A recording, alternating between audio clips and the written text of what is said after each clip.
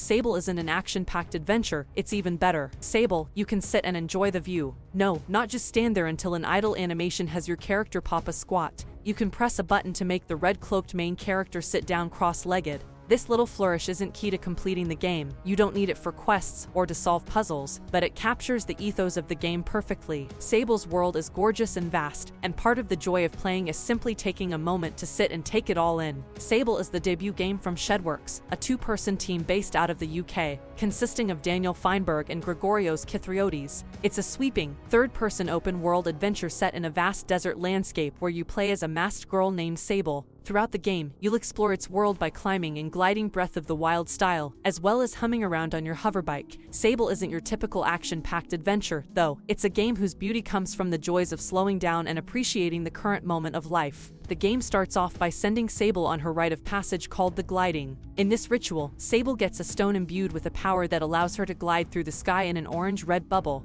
With this power, she can leave her tiny village and see the larger world, embarking on a journey to figure out what type of life she'd like to live. The solemnity of leaving Sable's camp for the first time, mixed with the feeling of possibility, reminded me of leaving home for college. I still remember pulling out from the driveway in the bittersweet anticipation of where I might go. You leave Sable's camp to explore stunning landscapes, created with detailed linework and cel-shaded graphics and visuals inspired by movies like Hayao Miyazaki's Nausicaa of the Valley of the Wind. The first region I explored was filled with subtle pinks, oranges, and reds that reminded me of a sunset. Each region has its own color palette and theme. The world is large and full of possibilities, with a map speckled with giant, decaying machinery, merchant camps, and peculiar land formations like towering crystalline pillars, brambling woods, and eroded rock formations that look straight out of the American Southwest. In Sable, exploration is its own motivator. You don't fight. Instead, you mostly wander around from place to place, using your hoverbike to travel large distances. If you see something of interest, like a giant abandoned spaceship partially buried in the sand or an ancient temple, you can get off your bike and explore it on foot.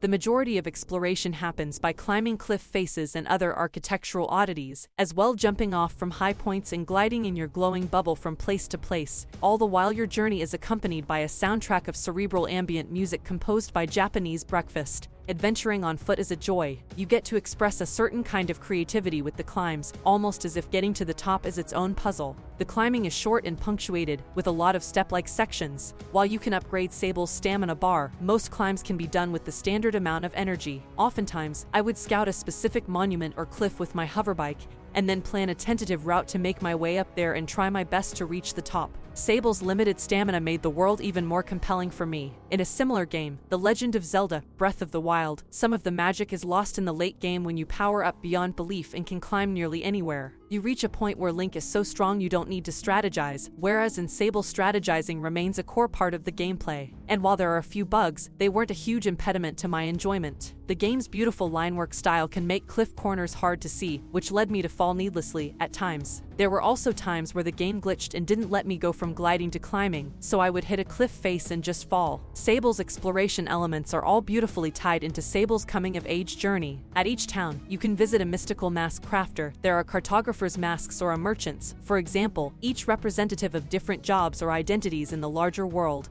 You also meet various people whose stories motivate you on your journey, like a character named Elizabeth, who says she rushed to join an illustrious guard force in a large town. This decision feels laced with regret. Expediting her journey meant foregoing things like swimming in underground lakes or going to see the region of Hakoa. These character encounters shine, thanks to the game's great writing and unique dialogue system. Throughout the game, players don't just read the other characters' dialogue, but also get to read a separate side narration from Sable. For example, when Sable meets the head merchant of a big city for the first time, the player can read Sable's thoughts. I can feel her eyes narrow on me and imagine the drag of her tongue along her upper teeth. She dislikes me very much. This does more than lend a poetic flair to the game. It also allows us to better understand what Sable sees in the world around her. At the end of the day, Sable shows us that we grow not by conquering the world, but by taking a moment to bask in the beauty and knowledge of it. It's okay to not rush to grow up and do the next thing, or chase the next accomplishment. Growth can come simply by taking in the beautiful moments of life. It can come in a moment where you sit and appreciate a view or spend time with another person. It can come with dinking around and catching bugs all day. It can come with gliding through a peaceful landscape.